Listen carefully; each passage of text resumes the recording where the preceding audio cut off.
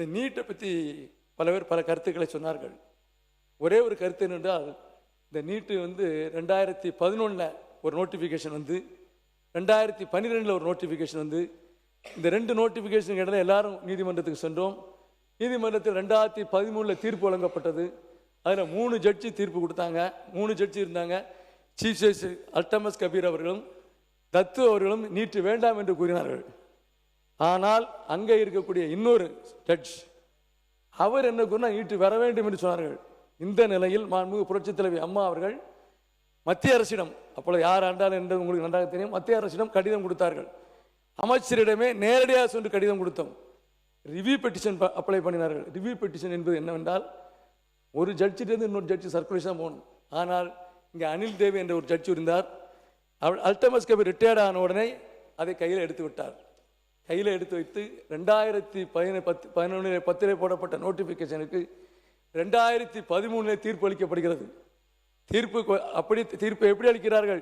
இந்த தீர்ப்பு அடிப்படையிலே அட்டார்னி ஜெனரலை வரவழைத்து, நீங்கள் உடனடியாக பிரசிடென்டுடைய அசெண்ட் வாங்க வேண்டும், அதுக்கு மேலாக இதை ஆக்டாக கொண்டாட வேண்டும், இதை பார்லிமெண்டில் வைக்க வேண்டும், மீண்டும் உச்சநீதிமன்றத்துக்கு கொண்டு வர வேண்டும் என்று தான் கூறினார்கள்.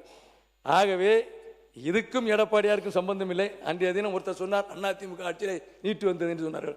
2011 யார் ஆட்சி இருந்தார் உங்களுக்கு நல்லது தெரியும். மத்தியிலே யார் ஆட்சி இருந்தார்கள்? ஏன் அந்த நீட்டை தடுக்க முடியவில்லையா? அந்த நோட்டிபிகேஷனை தடுத்தாலும் இந்த பிரச்சனை வராது. இந்த நோட்டிபிகேஷன் இல்ல சார், ட்ரெஸரி பெஞ்சில் மினிஸ்டர் தான் பதில் சொல்லணும். நீங்க ஃபுல்லா பேசுங்க. நீங்க பேசுங்க. நான் மினிஸ்டர் தான் பேசிட்டு இருக்கேன். உங்களை மட்டும் தான் அனுமதிக்கிறேன், பேசுங்க.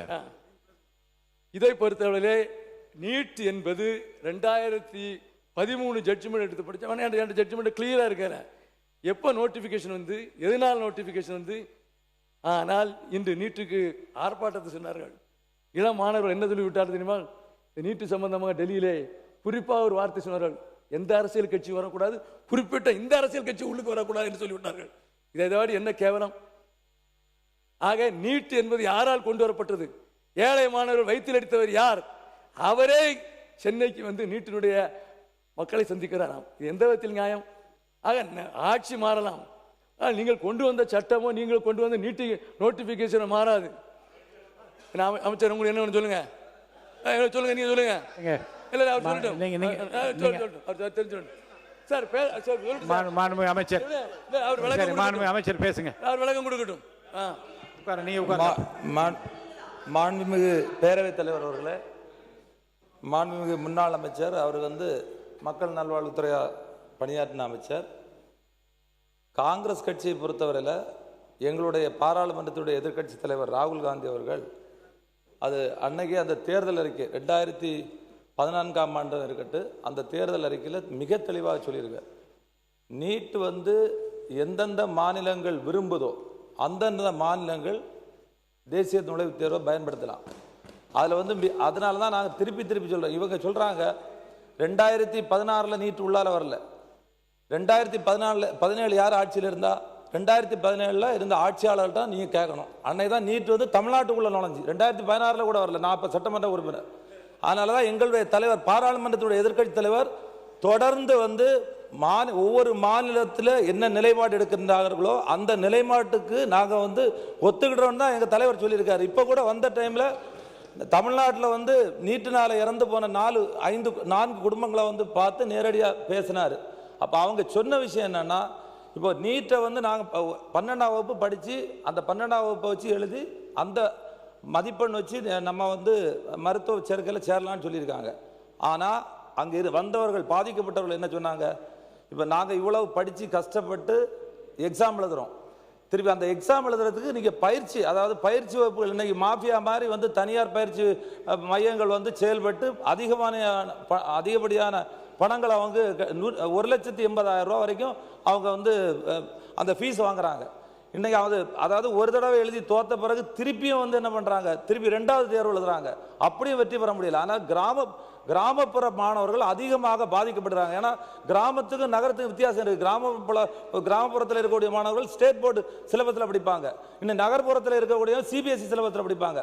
ஆனால் இதில் நிறைய வித்தியாசங்கள் இருக்குது. குரலர்படிகள் இருந்து தொடர்ந்து வந்து நீட்டு முறை என்பது கசிவு தொடர்ச்சியாக 187 முறை கசிவு ஏற்பட்டிருக்கிறது. அதான் எங்களுடைய தலைவர் பாராளுமன்றத்துடைய எதிர்க்கட்சி தலைவர் அவர்கள் மாணவர்களோடு சேர்ந்து போராடி இன்னைக்கு அதை முற்றிலுமாக தடுக்க வேண்டும், அதில் இருக்கக்கூடிய முறைகளை தடுக்க வேண்டும். 2029 ராகுல் காந்தி பிரதமராக வருவார். அப்ப இந்த நீட்டு இருக்காது என்பதை இந்த நேரத்தில் நான் தெரிவித்துக் கொள்கிறேன். உறுப்பினர் முன்னாள் முதலமைச்சர் மாண்புமிகு பேரவைத் தலைவர்களே, மாண்பு உறுப்பினர் வந்து எம்எல்ஏ இருந்தார். அப்போவே உங்களுக்கு தெரியும் இந்த சட்டமன்றத்தில் விவாதம்லாம் நடந்தது. இப்போ அமைச்சராக இருக்கிறீங்க. 2010 டிசம்பர் 21 தான் நோட்டிஃபிகேஷன் விட்டாங்க. அப்போ யாருடைய ஆட்சி? காங்கிரஸ் ஆட்சி தான் இருந்தது. நீங்கள் இதை கொண்டு வரலைன்னா இந்த பிரச்சனையும் இருந்திருக்காது. இவ்வளோ போராட்டம் பண்ண வேண்டிய அவசியமே இல்லை, இவ்வளோ விவாதம் தேவையே இல்லை. எத்தனை முறை தீர்மானம் நிறைவேற்றிக்கிறோம். அதிமுக தீர்மானம் நிறைவேற்றியது, திமுக நிறைவேற்றியது, இப்பொழுது இந்த அரசு நிறைவேற்றிருக்குது. இப்படி எல்லா அரசுகளும் மாறி மாறி வருகின்ற பொழுது ஒரு தீர்மானத்தை கொண்டாந்து நிறைவேற்ற வேண்டிய நிலை ஏற்படக்கூடிய சூழ்நிலை ஏற்படுத்தியது மத்தியில் இருந்த காங்கிரஸ் ஆட்சி. ஏன்னா அப்போவே இந்த மக்களுடைய பிரச்சனை, மாணவருடைய உணர்வை புரிஞ்சிருக்கணும்ல, மாணவர்கள் கஷ்டப்படுவாங்கன்னு உங்களுக்கு தெரியுமில்ல. கொண்டு வந்த பிறகு ஒவ்வொரு அரசும் போராடி போராடி தான் இந்த பிரச்சனை நம்ம உருவாக்கிட்டு இருக்கிறோம். அது மட்டும் இல்லை, உச்சநீதிமன்றம் அளித்த தீர்ப்பு நம்ம முரணாக நடக்க முடியாது. அதிமுக ஆட்சிக்கின்ற உச்சநீதிமன்ற தீர்ப்பு அளிக்கப்பட்டது. அப்போ யார் இந்த நீட்டுக்கு ஆதரவாக வாதாடினார் என்று நாட்டு மக்கள் அனைவருக்கும் தெரியும்.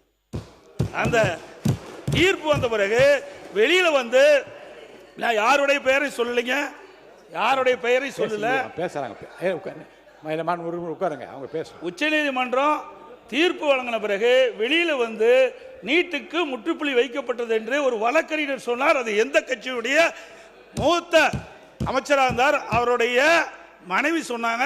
இப்படி நீட்ல வரலாறு இருக்குது.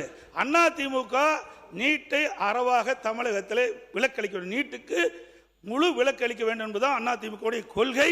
அதுதான் நிலைப்பாடு. அதற்காக உண்டான முயற்சி நாங்கள் எடுத்தோம்.